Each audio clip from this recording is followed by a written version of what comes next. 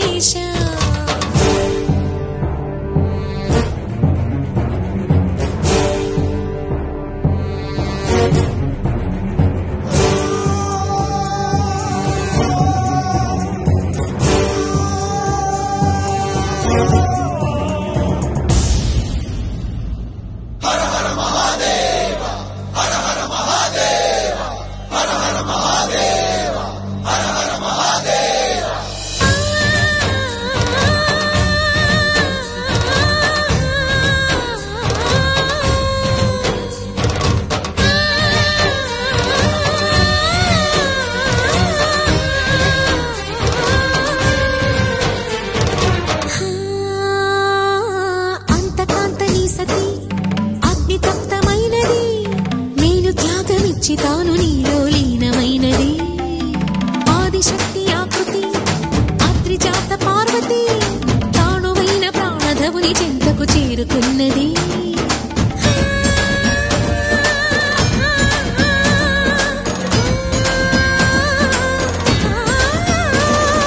భవుని భువికి తరలించేలా ధరణి దివిని తలపించేలా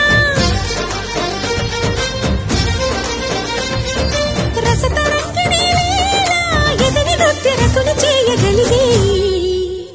వేళ భరత వేదముగ నిరత నాట్యముగా కదిలిన పదమిది ఈశా శివని వేదనగా వని వేదనగా పలికెను పదము